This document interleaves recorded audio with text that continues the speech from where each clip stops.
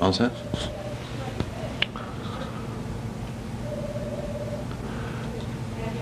Good afternoon. I'm here today with Earl S. Minnoe, better known as Stan. I'm David Tyler, the editor of the Baldwinsville Messenger, and we're going to talk a little bit about his experiences in World War II. Stan, tell me briefly about growing up and where were you and what you did before the war. Well, I'm a native son of Baldwinsville. I was born down in the 3rd Ward. I grew up, went to school here, and I took a little gas station jobs after service, after I got out of school. I didn't go on to further in schooling, and of course then the war came along. What made you decide to go into the service? Well, I tried to volunteer on, of course, on the December 7th, 41, but I had high blood pressure and they wouldn't take me. I was anemic, not high, I had low blood pressure. I was anemic and they wouldn't take me. And of course at that time they had a vast pool to pull from, and I was not acceptable at that time. But of course in November of 42, after the war started, I went to work in Curtis Wright in Buffalo, in the aircraft plant in Curtis Wright in Buffalo. And in 1942, they lowered their standards, and I was drafted in November 10th, 1942. I was drafted, and I was sent to Fort Niagara for processing, and from Fort Niagara, I was sent to Atlantic City for basic training, which was real basic training, very little. When did you enter combat, and what was the situation at the time? Well, it was skipped over quite a lot. We'll mention the fact that I went to radio school, and went to gunnery school, and trained for a Air Force combat radio man. And I entered combat. We left the United States in the first part of December 1943, and went the southern route, and ended up in England in the middle of December. We had 2 weeks training, and then I think I had around the 1st of January somewhere, I had my first mission. Okay. And I had 13 missions after that. I was shot down on my 13th mission, and of those 13 missions, I believe 6 of them were over Germany. And we had, well, at that time it was quite hectic over there. I mean, they were saying the average life of a combat crewman was about 90 days for gunners. So I lasted a little bit more than 90 days. Tell me a little bit about your responsibilities as radio man and nose gunner in a B-24. Radio man, of course, I monitored radio. We had radio man on every ship, and you monitored our calls from our base, mainly for a recall. That was a big thing, recalls, because of weather recalls. They could do much more damage than the enemy if we couldn't get back, couldn't land. We had a lot of problems with that. But and then, of course, I maintained the equipment on the aircraft and make sure that everybody's equipment was working, everything before we went there, checked in for it. That was about it. Why don't you tell us a little bit about that unlucky 13th mission that you had? Well, the unlucky 13th, matter of fact, I gave it very little thought about being a 13th mission. It was just another mission. We got up and had our breakfast, and we went to church and went into briefing, and then we went out to the plane. And we took off. Normally we hadn't ever, but as we got as we came out of over the coast of France, we noticed a pilot come on the air and said he'd have a little trouble. One of the engines, the supercharger, was acting up, and we were going to be slow, and we might fall behind the formations. But there was no problem. We fell behind the formation, and we dropped down low, and we got over the target. Our target that day was a ball bearing plant at Gotha, a small ball bearing plant at Gotha. It's in Belgium? And no, in Germany. It was in Germany, southwest of Germany. And we got hit with flak, and it set the airplane on fire. And the men put the gunners back there, put the fire out.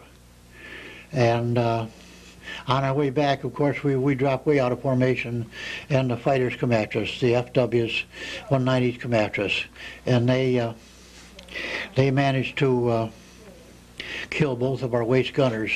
Both of our waist gunners were killed. One of them was hit and blown right out of the aircraft entirely, and the other he was dead in the plane. One thing about bailing out, one of the parachutes was gone, so I think we had what, 8 men and 7 parachutes. So the engineer and the co-pilot went out in the same parachute, a 24-foot parachute. And the boats, I mean, other than minor small injuries, they made out all right. And the pilot, and of course, and the co-pilot, and the bombardier, and the radio man, and the navigator all bailed out, successfully landed, and they were taken prisoner in Baldwin. Our only two members we lost were the 2 ball gunners that were hit by the fire from the fighters. Now, after you were shot down, you told me you were picked up by Germans. Why don't you tell me about your experiences in their POW camp? Yes, we were picked up by Belgian civilians. After picked up by Belgian civilians and taken to Frankfurt, Germany, which was a interrogation camp. There they interrogated you and want to know about what information to get out of you, which was nothing, of course. And then I was sent to, I got through the underground. I got word they were opening up a new compound in Stalag 3, which was in Saigon on the Oder River, which is southeast of Germany. And they wanted some enlisted men to serve in the camp. They said if you go there, it'll be a little better. They didn't care whether you're non-coms or not. Of course, we volunteered for that work, so we had it. And you didn't have very many non-coms you had a lot of non-coms, but I mean that they were all sergeants, was about the lowest, and you didn't have any privates and stuff like that in the Air Force. So that's why we went. And of course, it made out all right. I was there for the Great Escape.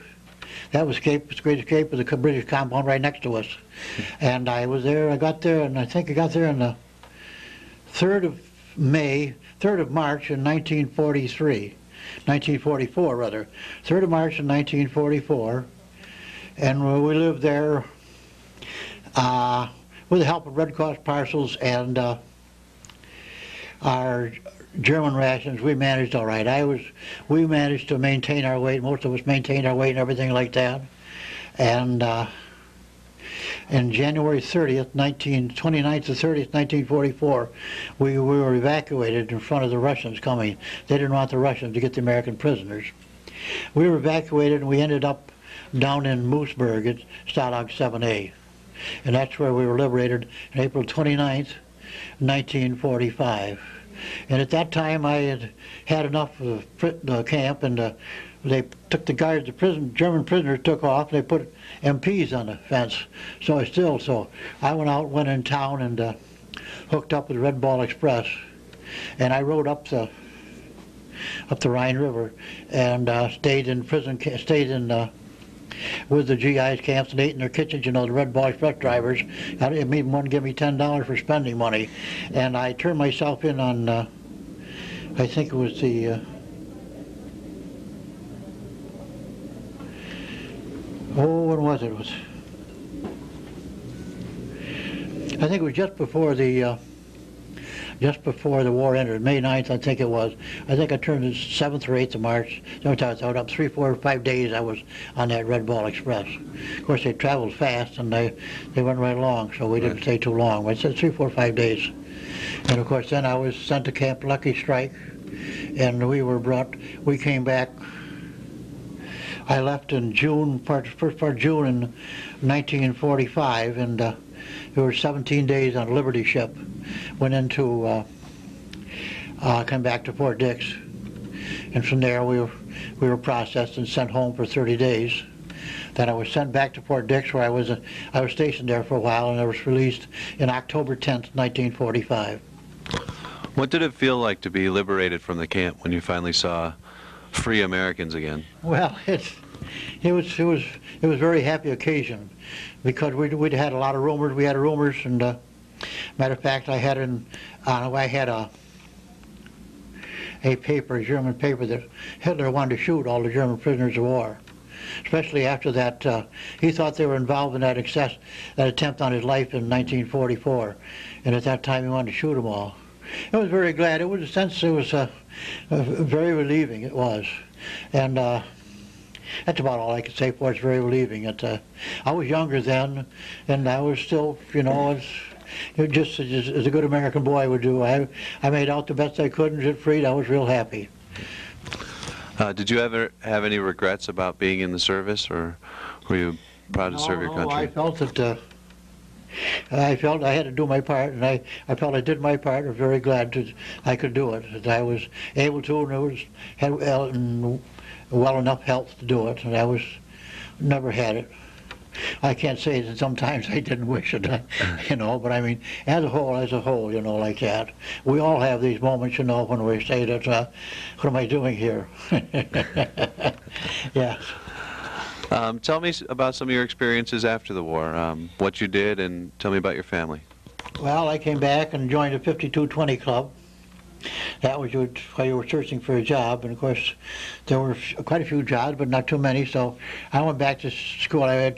Went to Syracuse University for a year, and I came back. I couldn't make the grade there, and I came back, went to CCBI, and I went to work over the chocolate works there. Mm-hmm. And walked between there, and I worked at chocolate work for 12 years, and miscellaneous jobs between there and 1971, when I went to work for Onondaga County. In 1985, I retired from Onondaga County as manager of systems accounting. Tell me about your family. Well, my family, my wife, I was married in 1948, and we have 3 children, 2 girls and a boy, and they all had some type of secondary education, the best I could do for them, and they're all, 2 of the girls are married, and Timmy, he's a bachelor. I think he's a confirmed bachelor. I don't think he'll ever get married. Well, Stan, I don't have any more questions for you. If you have anything you'd like to say, any other things you'd like to say about your war experiences or your experiences outside, feel free. Well, I don't know. I think you covered it pretty fully. I mean, as much as we can without going into great detail. I know nobody's interested in that. I'm sure of that. No one wants to hear my story. Okay. Well, thank you very much for coming in with us today. Well, and my pleasure. My pleasure being here. Thank you for the opportunity. Yeah.